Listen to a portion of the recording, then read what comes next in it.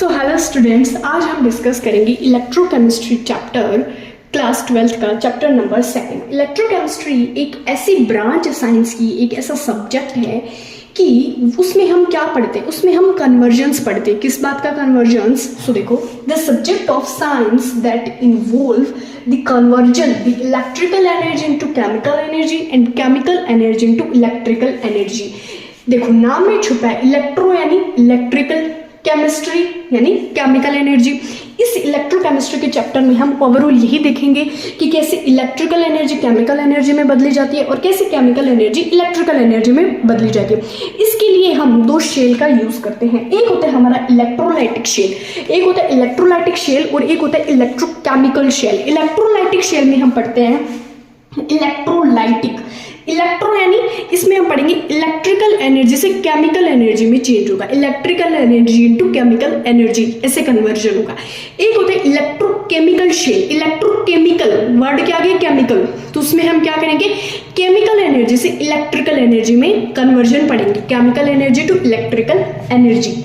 और जो हमारा इलेक्ट्रोकेमिकल शेल होता है वो non spontaneous reaction spontaneous reaction होती है जो कि अपने आप होती है, नेचर के थ्रू किए जाती है, जिसमें दो शेल यूज होता है। एक जिसको वोल्टेइक शेल भी बोलते हैं, एक जिसको वोल्टेइक शेल बोला जाता है और दूसरा galvanic cell, galvanic cell and voltaic cell, जिसका दूसरा नाम वोल्टेइक शेल भी होता है।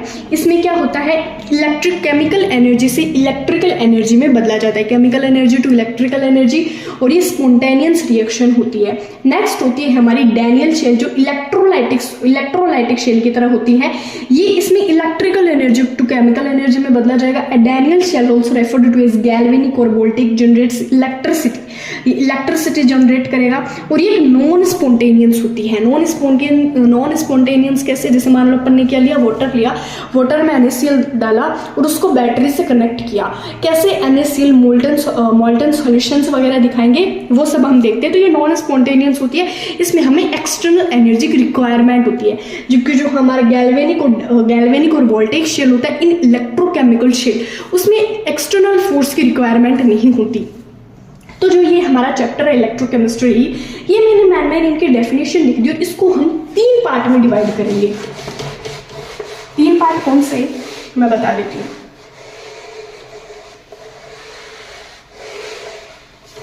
3 पार्ट, पहला तो जो कि हमारा कंडक्टेंस, पहला है हमारा कंडक्टेंस, सेकंड वन है हमारा इलेक्ट्रोकेमिकल एंड थर्ड कौन सा है, कोरोजन एंड बैटरीज ठीक है, बैटरीज।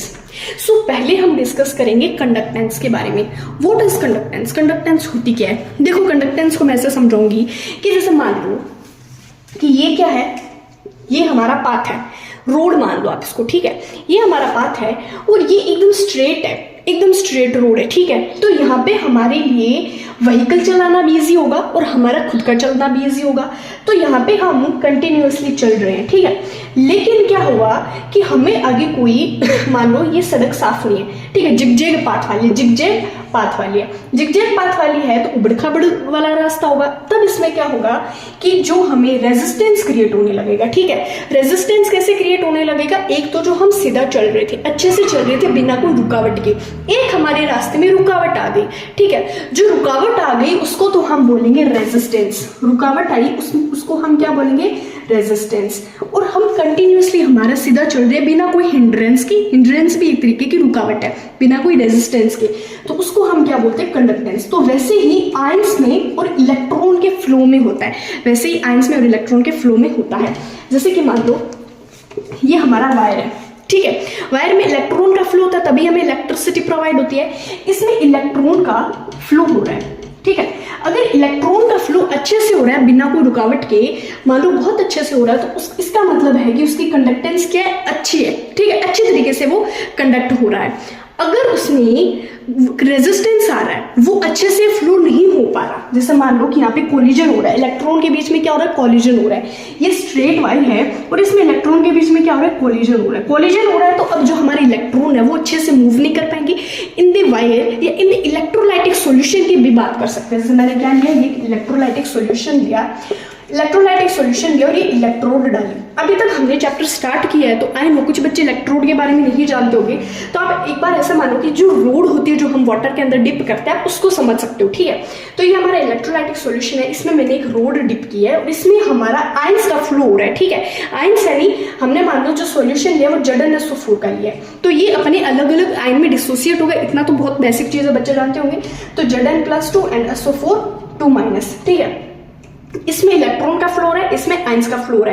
अगर यहाँ पे कोई रुकावट नहीं है तो इनका कंडक्टेंस क्या होगा, कंडक्टिविटी क्या होगी, अच्छी होगी। लेकिन यहाँ पे इलेक्ट्रॉन के कोलिजन की वजह से क्या हो रहा है, रुकावट आ रही है। रुकावट आ रही है यानी यहाँ पे रेजिस्टेंस क्रिएट हो रहा है, ठीक है। वैसे यहाँ पे बहुत ज्यादा आयन हो जाएंगे, आयन के बीच में कोलिजन होने लग जाएगा, ठीक है। इधर इस कंटेनर में, इस सॉल्यूशन में आयंस को फ्लो करने के लिए फ्री स्पेस अच्छे से मिलेगा ही नहीं, तो यहाँ पे इन आयंस के बीच में क्या क्रिएट हो जाएगी, रेजिस्टेंस क्रिएट हो जाएगी।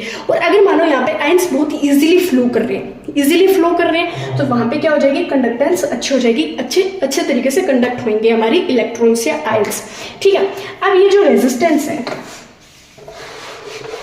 रेजिस्टेंस है, इसको हम शो करते हैं R से, ठीक है। और कंडक्टेंस को हम G से भी शो करते हैं और C से भी शो करते हैं। कुछ बुक में G भी आएगा, कुछ बुक में C भी आएगा, सो आप अपने हिसाब से प्रेफर कर सकते हैं, बट मैं प्रेफर करूंगी कि G को यूज करो, क्योंकि C हम आगे भी कुछ फॉर्मूलाज में यूज करने वाले हैं, तो G को यूज करो। अब जो रेजिस्टेंस होता है उसकी SI यूनिट होती है ओम, SI यूनिट होगी ओम। कंडक्टेंस क्या होता है, कंडक्टेंस हमारे रेजिस्टेंस का उल्टा होगा, कंडक्टेंस रेजिस्टेंस का उल्टा होगा। तो रेजिस्टेंस की SI यूनिट ओम थी, तो कंडक्टेंस की SI यूनिट क्या हो जाएगी, ohm inverse mho and siemens, SEIMEN, जिसको S से भी लिख सकते हैं। तो कंडक्टेंस की SI यूनिट क्या हो जाएगी, ओम इनवर्स महो साइमन, ठीक है। क्यों हुई, क्योंकि रेजिस्टेंस और कंडक्टेंस एक दूसरे की क्या होती है, ये अनइक्वल होते हैं, इनवर्सली प्रोपोर्शनल होते हैं। क्यों, क्योंकि मान लो किसी भी वायर में रेजिस्टेंस ज्यादा है तो कंडक्टेंस ऑफ कोर्स से बात कम होगी, और किसी वायर में कंडक्टेंस बहुत अच्छी है, आयंस या इलेक्ट्रॉन्स बहुत इजीली फ्लो कर रहे हो, तो वहां पे रेजिस्टेंस कम होगी। इतना मानते हो। अब हम समझेंगे रेजिस्टिविटी, जिसको हम शो करते हैं रो से, और कंडक्टिविटी जिसको हम स्पेसिफिक कंडक्टिविटी भी बोलते हैं, स्पेसिफिक कंडक्टिविटी, ठीक है, जिसको हम किससे शो करते हैं, कापा से। किससे शो करते हैं, कापा से। अब ये जो रेजिस्टिविटी होती है इसको हम कैसे समझेंगे, मान लो हमारे पास एक इलेक्ट्रोलाइटिक सॉल्यूशन है। क्या है हमारे पास, इलेक्ट्रोलाइटिक सॉल्यूशन है, और ये हमने क्या इसमें डिप कर रखा है, इलेक्ट्रोड डिप कर रखी है, ठीक है। अब मैं पूछूं कि ये जो हमारा इतना एरिया है, ये हमारा इतना एरिया है, पर्टिकुलर इस एरिया में, पर्टिकुलर इस एरिया के वॉल्यूम में कितना रेजिस्टेंस क्रिएट हो रहा है। पर्टिकुलर एक एरिया का पूछ लिया, पहले हम पूरे सॉल्यूशन की बात कर रहे थे कि पूरे सॉल्यूशन में कितना रेजिस्टेंस है, कितना कंडक्टेंस है, बट मैं पर्टिकुलर एक एरिया की बात कर रही हूँ, ठीक है। पर्टिकुलर मैंने एक एरिया की बात कर ली कि इस वॉल्यूम में बताओ, इस एरिया में बताओ कि रेजिस्टेंस कितना है, तो उसको हम क्या बोलेंगे, उसको हम बोलेंगे रेजिस्टिविटी, एक बात और, ये जो रेजिस्टेंस होता है वो डायरेक्टली प्रोपोर्शनल होता है लेंथ के, इनवर्सली प्रोपोर्शनल होता है एरिया के। कैसे, जैसे मान लो कि हमारी लेंथ है यानी लंबाई तो बहुत है, जैसे मान लो कि अपन जिस सड़क पे चल रहे हैं वो सड़क बहुत लंबी है, बट जो उसका एरिया है यानी जो उसकी चौड़ाई है वो बहुत कम है। अब चौड़ाई बहुत कम होगी, लंबाई ज्यादा होगी, तो हमें ट्रैफिक ऑफ कोर्स से बात ज्यादा मिलेगा। और यही सोचो कि जो हमारी रोड है वो बहुत ज्यादा, उसका एरिया इतना है, चौड़ी रोड है, तो हम अच्छे से ट्रैवल कर पाएंगे, अच्छे से हम चल सकेंगे।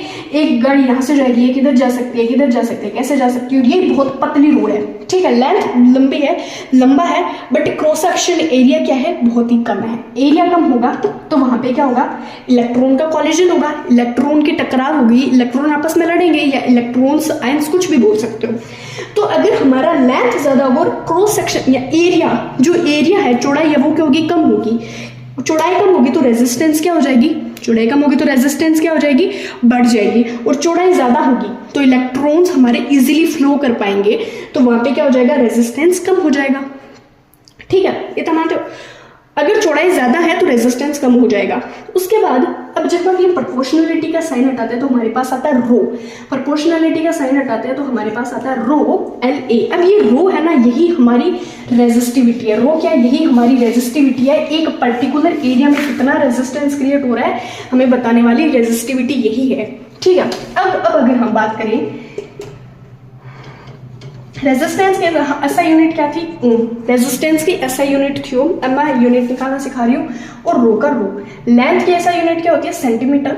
एरिया की ऐसा यूनिट क्या हो जाएगी? सेंटीमीटर के स्क्वायर। हम इसको सेंटीमीटर में ले रहे हैं तो सेंटीमीटर दोनों में लेंगे। फिर 1 सेंटीमीटर से 1 सेंटीमीटर कैंसिल। अब ये सेंटीमीटर उधर जाएगा तो ओम सेंटीमीटर ऐसा यूनिट हो जाएगी किसकी? रो की। इतना मानते हो? ओम सेंटीमीटर ऐसा यूनिट हो जाएगी किसकी? रो की, ठीक है। यहां तक समझ आया? अब अगर मैं बात करूं, वापस हम इलेक्ट्रोलाइटिक सॉल्यूशन लेंगे। ये हमने सॉल्यूशन लिया और मैंने इसमें इलेक्ट्रोड क्या किए? डिप किए। और ये मैं एक एरिया की बात करूं कि ये जो हमारा वॉल्यूम है, ये इतना वॉल्यूम है, ये इधर लेंथ इधर लेंथ इधर लेंथ, तो 1 सेंटीमीटर की क्यूब मैं वॉल्यूम भी सब मान सकती हूँ। तो इसमें कितनी कंडक्टिविटी है? इसमें कंडक्टिविटी कितनी है ये बताओ। मतलब इस इतने से एरिया में कितने आयंस इजीली फ्लो कर पा रहे हैं, ठीक है, ये बताना है। इतने से एरिया में कितने आयंस इजीली फ्लो कर पा रहे हैं, उसको हम क्या बोलेंगे? स्पेसिफिक कंडक्टिविटी या कंडक्टिविटी, जिसको हम शो करते हैं कपा से। अब ये जो कंडक्टिविटी वो इनवर्स के प्रोपोर्शनल किसके होगी? ऑफ कोर्स से बात है हमारी रेजिस्टिविटी की होगी। तो रेजिस्टिविटी की ऐसा यूनिट थी ओम सेंटीमीटर, तो हमारी कापा की ऐसा यूनिट कितनी हो जाएगी? SI यूनिट कितनी हो जाएगी? इनवर्स हो जाएगी ओम इनवर्स सेंटीमीटर इनवर्स, ठीक है। ये थी हमारी कुछ यूनिट्स। अब मैं बात करूं L/A, ये वाला रफ करती हूं। जो L/A है उसको हम सेल कांस्टेंट भी बोलते हैं, जिसको हम शो करते हैं G से। G से शो कर रहे थे कंडक्टेंस को, और सेल कांस्टेंट नाम की एक हमारी टर्म है सेल कांस्टेंट, जिसको हम किससे शो करते हैं? G से। लेंथ की ऐसा यूनिट सेंटीमीटर, एरिया के सेंटीमीटर के स्क्वायर, सेंटीमीटर से सेंटीमीटर कैंसिल, तो G की ऐसा यूनिट कितनी हो जाएगी? Centimetre inverse. क्या हो जाएगी ऐसा यूनिट? Centimetre inverse. सो ये कुछ हमारी बेसिक टर्म्स थी कि कोई भी इलेक्ट्रोलाइटिक सॉल्यूशन ले रहे हैं, मेटेलिक कंडक्टेंस ले रहे हैं, मेटेलिक कंडक्टर ले रहे हैं, तो उसमें आयंस का किस हिसाब से फ्लो हो रहा है, कितना कंडक्टेंस है, कितना रेजिस्टेंस है। अच्छा, अब हम बात करेंगे रो एक। ये तो थी बेसिक टर्म जो हम छोटी क्लास से पढ़ते आ रहे हैं, ऑफकोर्स ही बात है। अब हम पढ़ेंगे molar conductivity, molar conductivity and equivalent conductivity. Molar conductivity को हम शो करते हैं ये सिंबल से, इक्विवेलेंट कंडक्टिविटी को शो करते हैं इससे। यहां तक क्लियर? उसके बाद ये जो मोलार कंडक्टिविटी होती है, इसका फॉर्मूला क्या होता है? कापा इंटू 1000 अपॉन में मोलारिटी, और इक्विवेलेंट कंडक्टिविटी का फॉर्मूला क्या होता है? कापा इंटू 1000 अपॉन में नॉर्मेलिटी। अब इसका मतलब क्या होगा? ठीक है, फॉर्मूला देख लिया, बाकी सब हो गया, बट एक्चुअली में हम इसको कैसे डिफाइन करेंगे वो देखो। मैंने क्या लिया? एक इलेक्ट्रोलाइटिक सॉल्यूशन लिया। मैं इनकी डेफिनेशन भी लिखवा दूंगी, बट एक बार मैं समझा रही हूँ कि एक्चुअली में होता क्या है। ये मैंने क्या लिया? एक इलेक्ट्रोलाइटिक सॉल्यूशन लिया, और अगर इसमें एक मोल सॉल्यूशन ले लूँ मैंने 1 मोल सॉल्यूशन लिया, तब हम उसको क्या बोलेंगे? Molar conductivity. अगर मैंने 1 मोल सॉल्यूशन लिया, ठीक है, 1 मोल कुछ भी लिया है, तो मैं उसको क्या बोलूंगी? मोलार कंडक्टिविटी, जिसको इससे शो करते हैं, और फॉर्मूला है कापा इंटू 1000 अपॉन में m। और ये जो हमारी इक्विवेलेंट कंडक्टिविटी है, इक्विवेलेंट कंडक्टिविटी को मैं कैसे समझूंगी? जब मैं 1 ग्राम कुछ लूंगी, से मान लो मैंने 1 ग्राम कोई सोल्यूट ऐड किया, हमारे इलेक्ट्रोलाइटिक सोल्यूशन में मैंने 1 ग्राम सोल्यूट ऐड किया, तब हम उसको किस में समझेंगे? इक्विवेलेंट कंडक्टिविटी में। सो यहां तक आप नोट कर सकते हैं। अब हम डिस्कस करेंगे इसकी SI यूनिट के बारे में। ग्राम इक्विवेलेंट SI यूनिट हम इसकी कैसे निकालेंगे? देखो, कापा की क्या थी? Ohm inverse centimetre inverse. इतना मानते हो? तो मैं ओम इनवर्स की जगह अगर साइमन सेंटीमीटर इनवर्स ले लूं, साइमन सेंटीमीटर इनवर्स 1000 हम लेंगे नहीं, कांस्टेंट टर्म है, अपॉन में मोलारिटी है। मोलारिटी की ऐसा यूनिट क्या होती है? मोल, ठीक है, मोल पर वॉल्यूम होता है, मोल पर वॉल्यूम होता है। लेकिन हम यहाँ पे वॉल्यूम नहीं लेंगे क्योंकि हम सेंटीमीटर में ले रहे हैं, तो मैं इधर क्या लिखूंगी? सेंटीमीटर की क्यूब, सेंटीमीटर की क्यूब लिखूंगी। वे सेंटीमीटर की क्यूब जब ऊपर जाएगा तब क्या बन जाएगा हमारा साइमन सेंटीमीटर की स्क्वायर। जब ऊपर जाएगा सेंटीमीटर की स्क्वायर अपॉन में मोल। यहाँ तक समझ आया। उसके बाद हम बात करेंगे, अगर इक्विवेलेंट की बात करें, इक्विवेलेंट में क्या है, कापा इंटू 1000 अपॉन में नॉर्मलिटी। कापा की क्या होगी, साइमन सेंटीमीटर इनवर्स अपॉन में नॉर्मलिटी की क्या लेंगे, इक्विवेलेंट ग्राम इक्विवेलेंट में ले रहे थे तो हम ये ग्राम इक्विवेलेंट अपॉन में सेंटीमीटर की अपॉन में वॉल्यूम होता है, ग्राम इक्विवेलेंट अपॉन में वॉल्यूम। तो वॉल्यूम है तो हम वी नहीं लिख के सेंटीमीटर की क्यूब लिखेंगे। अब ये ऊपर जाएगा, जब ऊपर जाएगा ये तब हमारा क्या बन जाएगा, साइमन सेंटीमीटर की स्क्वायर अपॉन में ग्राम इक्विवेलेंट। ये हमारे कुछ ऐसा यूनिट्स हमें मिल जाएंगे। अब मैं एक फैक्टर के बारे में समझाना चाहूंगी, जिस फैक्टर का नाम है एन फैक्टर। ये जो न्यूमेरिकल पोर्शन आता है जिसमें बच्चे अक्सर कंफ्यूज हो जाते हैं, अटक जाते हैं, वो सारे मैंने न्यूमेरिकल्स वगैरह ऐसा यूनिट्स बता दिए। अब इनकी थ्योरी है वो मैं बता दूंगी आगे। उससे पहले मैं एन फैक्टर समझाना चाहूंगी। एन फैक्टर कैलकुलेट करना, एन फैक्टर ये कैसे होता है, किसी कोई एसिडिक मीडियम में, कोई एसिडिक मीडियम की बात करें, जैसे HCl है, जब ये डिसोसिएट होता है तो H प्लस Cl नेगेटिव, कितने H प्लस आयन डोनेट कर रहा है, N, ठीक है। H प्लस कितने आयन रिक्वायर हो रहे हैं, एक हो रहे हैं ना, तो ठीक है एक हो जाएगा। इसका एन फैक्टर कितना हो जाएगा, N इक्वल क्या हो जाएगा 1। अब अगर मैं बात करूं H3PO4, अगर मैं इसकी बात करूं तो हम इसको कैसे, इसके पहले स्ट्रक्चर बना लेना, ठीक है। छोटे क्वेश्चन में पूछ लिया जाता है कि इसका एन फैक्टर क्या होगा, तो पहले आप इसकी क्या बना लो, स्ट्रक्चर बना लो। जैसे P डबल बॉन्ड O, यहाँ पे O। अब यहाँ पे 3H है तो ये 3H इससे अटैच कर दो। अब ये जो हाइड्रोजन ऑक्सीजन से अटैच होता है, बात ध्यान से सुनना, जो हाइड्रोजन ऑक्सीजन से अटैच होता है वही H प्लस आयन रिक्वायर कर सकता है। तो यहाँ पे एन फैक्टर कितना हो जाएगा, 1 2 3 हो जाएगा। अगर आप H3PO3 की बात करो तो P एक ऑक्सीजन यहाँ हो गया, एक ऑक्सीजन यहाँ, 3 ऑक्सीजन। अब एक हाइड्रोजन यहाँ, एक हाइड्रोजन यहाँ और एक हाइड्रोजन अकेला। मैंने क्या बोला, अब कुछ बच्चे क्या गलती करेंगे, यहाँ पे भी एन फैक्टर 3 लिख देंगे, बट नहीं, मैंने क्या बोला, जो हाइड्रोजन ऑक्सीजन से अटैच है वही H प्लस आयन देगा। तो यहाँ पे ऑक्सीजन से अटैच कितने हैं, 1 2, तो क्या लिखेंगे हम, इसका एन फैक्टर 2 लिखेंगे। अब एक आप सॉल्व करना H3PO2, इसका एन फैक्टर क्या होगा मेरे को कमेंट सेक्शन में जरूर बताना।